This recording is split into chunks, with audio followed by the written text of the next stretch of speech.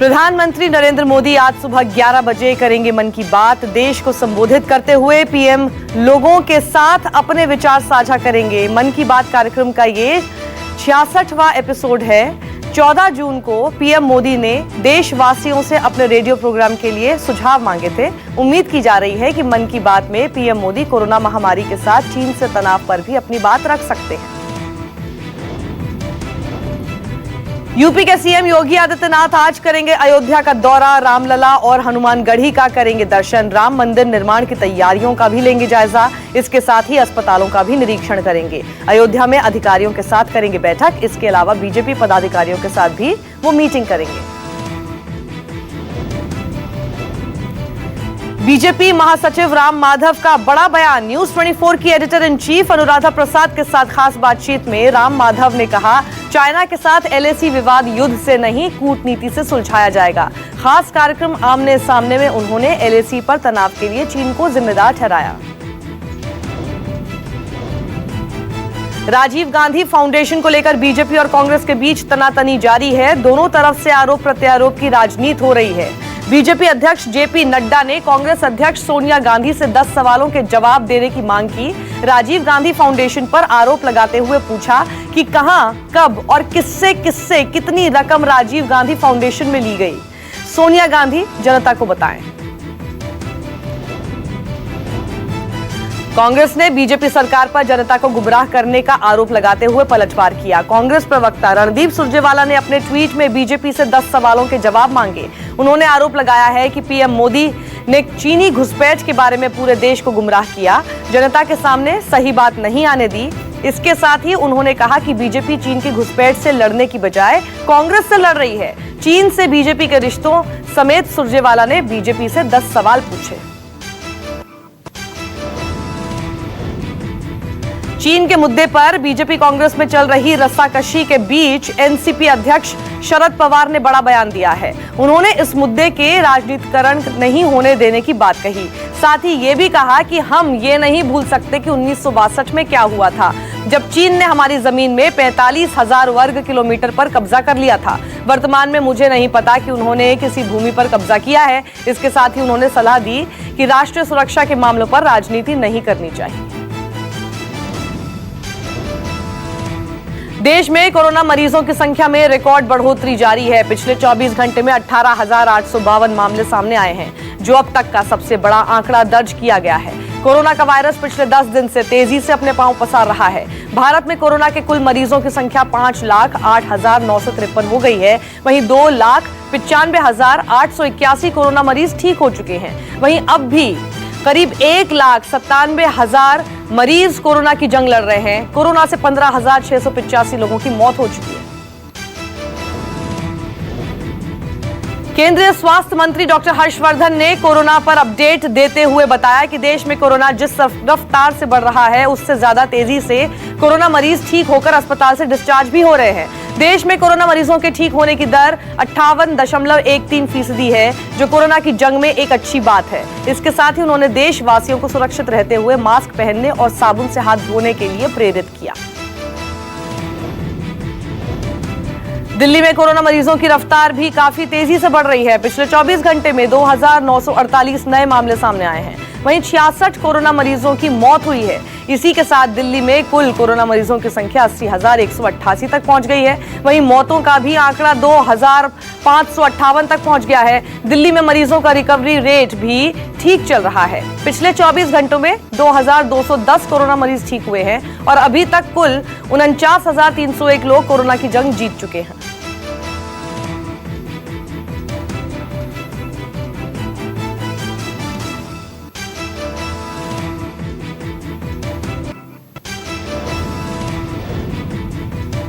पूरे देश में सबसे ज्यादा कोरोना के मामले महाराष्ट्र से ही सामने आ रहे हैं।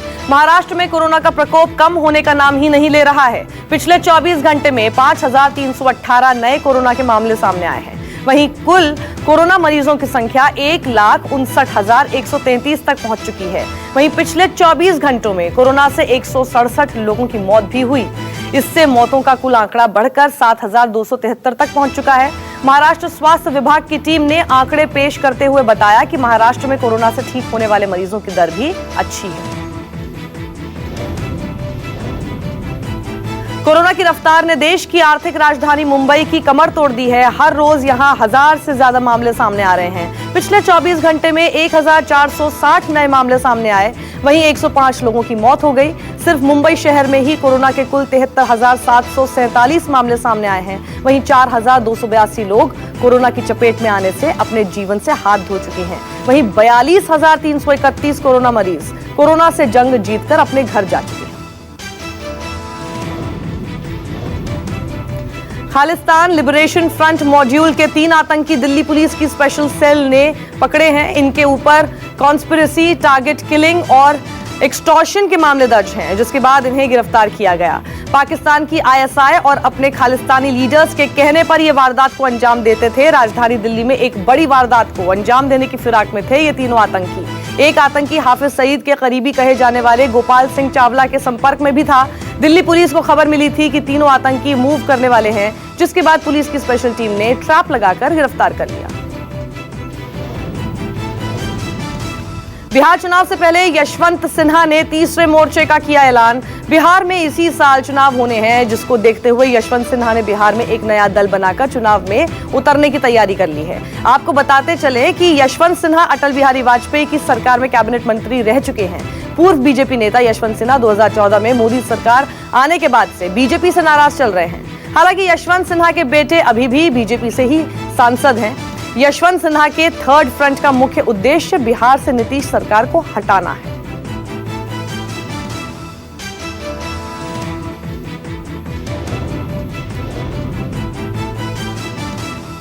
महाराष्ट्र में कोरोना के सबसे ज्यादा मामले हैं, लेकिन सरकार महाराष्ट्र में उद्योग धंधों को खोलने की आजादी दे रही है। आज से मुंबई में सभी सैलून और पार्लर खुल रहे हैं। पिछले 2 दिन से ही सैलून्स में सफाई और सैनिटाइजेशन की व्यवस्था की जा रही है। प्रशासन ने नियमों और शर्तों के साथ ही दुकानों को खोलने का आदेश दिया है, जिससे सैलून मालिक और पार्लर में काम करने वाले लोगों के चेहरे पर खुशी साफ दिखाई दे रही है।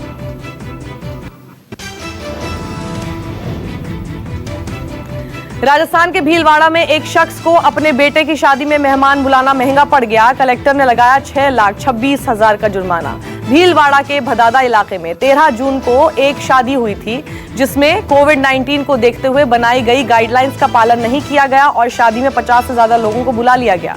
भीड़ में शादी हुई, जिसके बाद वहां आए मेहमानों में से 16 लोग कोरोना पॉजिटिव मिल चुके हैं और इनमें से एक व्यक्ति की मौत हो चुकी है। इसके चलते दूल्हे के पिता पर अब तक 16 लोगों के इलाज का 6,26,600 रुपए का जुर्माना लगाया गया है। गुजरात के आणंद जिले के कलमसर गांव के पास बनी केमिकल फैक्ट्री में भीषण आग लग गई।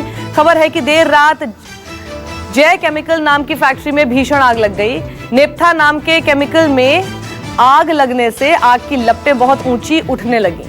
आग लगने की वजह से वहां रखे केमिकल के ड्रम भी इसकी चपेट में आ गए। खबर मिलते ही फायर ब्रिगेड की टीम मौके पर पहुंची। दमकल विभाग की 15 गाड़ियां मौके पर पहुंची और आग पर काबू पाया गया। सबसे बड़ी बात यह है कि इस भीषण आग में किसी के भी हताहत होने की खबर नहीं। महाराष्ट्र में 3 मासूम बच्चों का कत्ल कर पिता ने खुद की आत्महत्या। पालघर जिले के नालासोपारा में एक दिल दहला देने वाली घटना सामने आई है। एक पिता ने अपने 3 बच्चों की तेजधार हथियार से हत्या करने के बाद आत्महत्या कर ली। पालघर पुलिस के मुताबिक एक पिता ने अपने बेटे, जिसकी उम्र 15 साल, और 2 बेटियां जिनकी उम्र 8 साल और 5 साल बताई जा रही है, उनकी हत्या कर दी। मौके पर पहुंची पुलिस ने शव को अपने कब्जे में लेकर पोस्टमार्टम के लिए भेज दिया है। वजह क्या है, पुलिस इसकी जांच में जुट गई है। राजस्थान में एक सेक्स रैकेट का खुलासा हुआ है। सेक्स रैकेट में शामिल 8 लोगों को पुलिस ने गिरफ्तार किया। राजस्थान के जोधपुर में पुलिस ने एक सेक्स रैकेट का भंडाफोड़ किया। आर्य नगर में संचालित सेक्स रैकेट पर पुलिस ने छापा मारा और 8 लोगों को गिरफ्तार किया। पुलिस का कहना है कि इस सेक्स रैकेट में शामिल सभी लोगों को गिरफ्तार करने के लिए पुलिस की एक विशेष टीम बनाई गई है।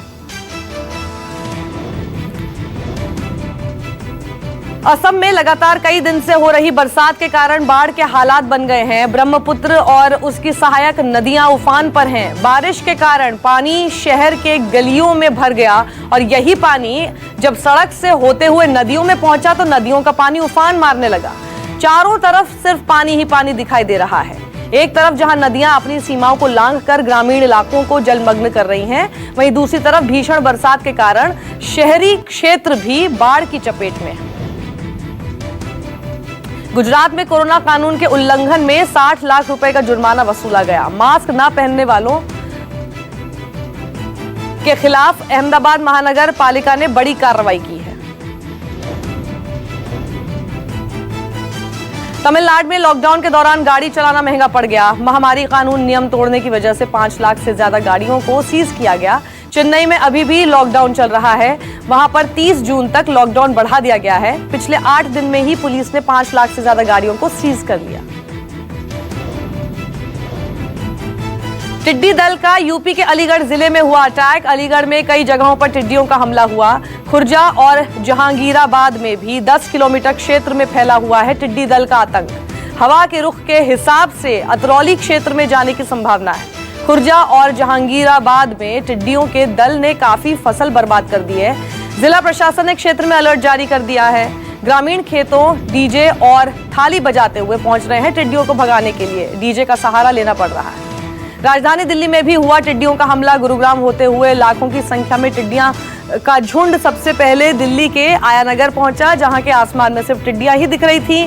धीरे धीरे ये आसपास के रिहायशी इलाकों में भी पहुंच गए, जिससे पूरा इलाका टिड्डियों के शोर से गूंजने लगा। अचानक हुए टिड्डियों के इस हमले में इलाके के लोग काफी डर गए। वो घरों की छतों पर आ गए, शोर मचाकर और थालियां पीटकर टिड्डियों को भगाने में जुट गए, लेकिन सैकड़ों की संख्या में टिड्डियां कई घरों के दीवारों में जा चिपकी।